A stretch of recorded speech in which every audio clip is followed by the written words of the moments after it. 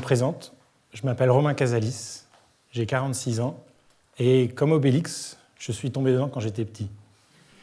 Pas dans la potion magique, bien évidemment, dans l'électronique. À 12 ans, je commence à bidouiller mes premiers montages. À 16 ans, j'assemble mon premier ordinateur que je me suis acheté en pièces détachées. À 19 ans, j'intègre une école d'ingénieur. À 24 ans, j'en fais mon métier. Ça fait donc maintenant un peu plus de 20 ans. En 2011, j'embarque à bord d'une start-up qui démarre. 5 ans plus tard, nous sommes 150, avons développé 10 produits que nous vendons dans le monde entier. Voilà pour les présentations. Si je suis devant vous ce soir, c'est pour vous parler de renaissance technologique bien évidemment, celle des objets connectés. C'est quoi un objet connecté ? Prenez n'importe quel objet qui existe déjà, ajoutez-y une connexion à Internet, sans fil de préférence, et vous avez un objet connecté. C'est simple, non ? Le premier objet dont certainement tout le monde a entendu parler ici, c'est le frigo. Moi, je voudrais rajouter des drones, des balances, des caméras, des montres, des appareils photo, des voitures. La liste est infinie. Le premier exemple dont je voudrais vous parler ce soir est un produit sorti en 2012, la station météo. Des stations météo, il s'en fabrique des millions chaque année. Elles permettent de mesurer la température, l'humidité, la pression atmosphérique, à l'intérieur comme à l'extérieur de chez soi. Toutes ces valeurs sont affichées sur un grand écran à cristaux liquides. Très bien. Maintenant, supprimez l'écran un peu moche, ajoutez-y une puce Wi-Fi et vous obtenez une station météo connectée. Vous disposez maintenant des mêmes mesures, mais sur un bel écran couleur, celui que vous avez toujours dans la poche, le smartphone. Pour compléter ces mesures, cette station dispose d'un sonomètre pour mesurer le bruit ambiant et d'un capteur de CO2. Grâce à ces indicateurs de qualité d'air, elle me permet d'améliorer mon confort au quotidien. Prenez le CO2. C'est un merveilleux indicateur de confinement. Si une ou plusieurs personnes sont dans une même pièce, le taux de CO2 grimpe. Le CO2 n'a pas d'odeur et n'est pas toxique. En même temps, à forte dose, il fatigue, et à très forte dose, il donne mal à la tête. Cette station vous prévient donc quand le taux de CO2 est trop élevé. Elle s'allume en rouge et vous envoie une notification dans votre téléphone pour vous recommander d'ouvrir la fenêtre. C'est smart, non ? Comme deuxième exemple, je vais parler d'un produit plus récent, le thermostat, celui de ma chaudière. Je l'ai remplacé par un thermostat connecté. Cela me permet de piloter, de contrôler ma chaudière à distance depuis un ordinateur ou mon téléphone. Les avantages sont nombreux. D'abord, je maximise mes économies d'énergie, car les possibilités de réglage sont quasi infinies, bien supérieures à celles de mon ancien thermostat. Avant, pour régler le programme hebdomadaire, je devais faire défiler demi-heure par demi-heure les 7 jours de la semaine. Si j'avais le malheur de me tromper, il fallait tout recommencer depuis le début, un vrai cauchemar, plus de 300 clics de boutons. Avec la version connectée, tout est simple, facile à utiliser et à régler, tout se fait en quelques secondes sur le téléphone. De plus, comme il sait où j'habite, il est capable d'aller chercher sur des sites météo sur Internet la température qu'il fait à l'extérieur de chez moi. Il s'en sert pour anticiper le temps qu'il faudra à la chaudière pour passer de 17 à 20 degrés au petit matin. S'il fait moins 5 dehors, il démarrera la chaudière plus tôt que s'il fait plus 10. Bien évidemment, quand je pars en vacances, je peux couper le chauffage, je peux le rallumer quelques heures avant de revenir. Un jour, j'ai laissé ma fille de 15 ans à la maison. Elle était grippée et ne pouvait pas aller au lycée. Et tout à coup, j'ai réalisé que le chauffage allait se couper, puisque normalement, en semaine, il n'y a personne à la maison. C'est vraiment idiot de laisser une personne grippée dans une maison froide.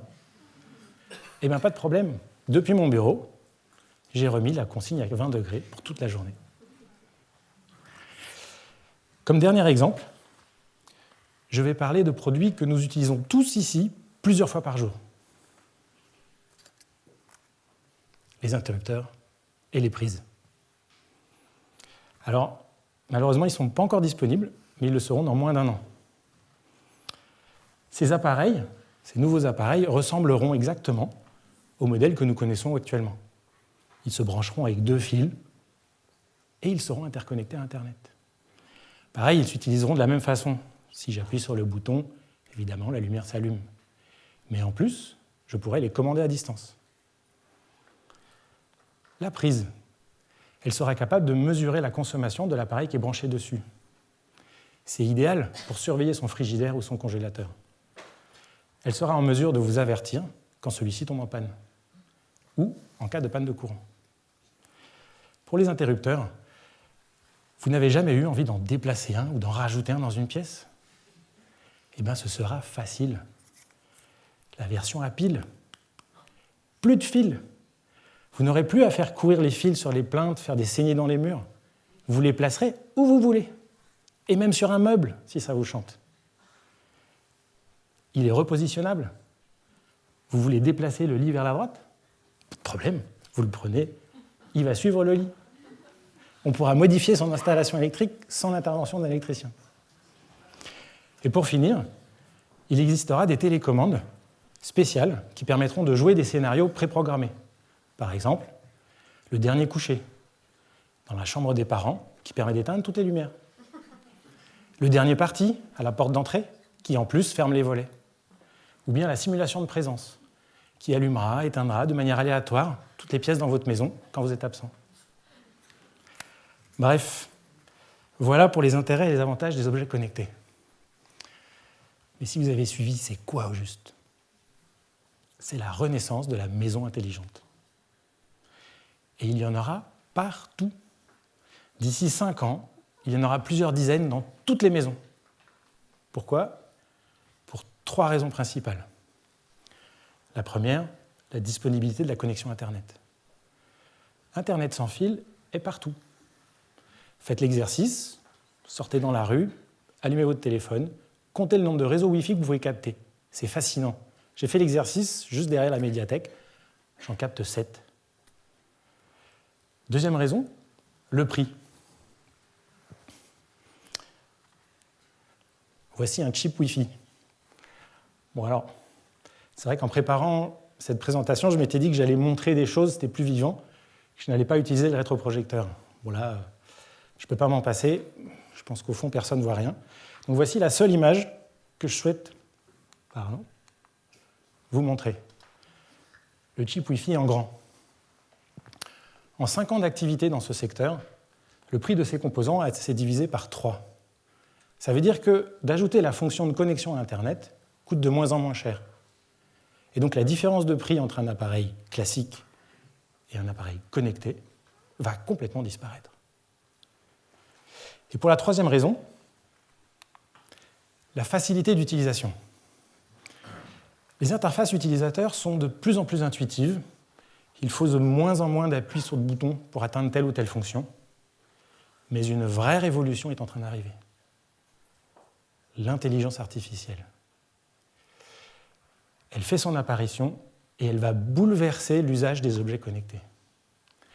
On ne va plus utiliser nos télécommandes pour contrôler nos appareils. On va leur parler. On va dialoguer avec nos objets connectés comme on le ferait avec quelqu'un. Et d'ailleurs, laissez-moi vous présenter Alexa.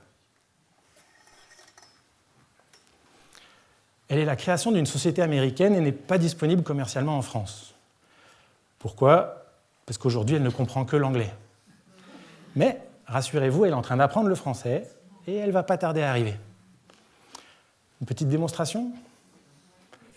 Alors, on va lui demander un calcul. Je sais que cette pièce fait 15 mètres de large, 19 mètres de long. Je vais lui demander de calculer la superficie, en anglais bien évidemment. Alexa, how much is 15 times 19? 15 multiplied by 19 is 285. Cette pièce fait donc 285 mètres carrés. Vous partez en Australie, vous voulez connaître le taux de change ? Alexa, how many Australian dollars in a euro? 1 euro equals 1 Australian dollar and 38 cents. 1,38 $ pour 1 euro. Et l'heure locale ? Alexa, what time is it in Sydney? The time in Sydney is 7:52 a.m. Et voilà. Ces appareils seront donc capables de comprendre le langage naturel, de l'interpréter, d'aller chercher l'information sur Internet et d'y répondre. Vous pourrez lui poser toutes les questions qui vous passent par la tête. Lui demander de vous jouer de la musique, une recette de cuisine, l'orthographe d'un mot. Et souvenez-vous, tout à l'heure, je vous ai parlé des interrupteurs connectés. On pourra les commander vocalement. Vous pourrez lui dire d'allumer ou d'éteindre dans la cuisine ou dans le salon, de fermer les volets quand vous partez. Tout sera beaucoup plus simple. Plus besoin d'être un geek ou un technophile, même ceux qui ne savent pas très bien se servir encore d'une tablette ou d'un smartphone. Le langage, ce sera très simple. C'est ça, la renaissance de la maison intelligente.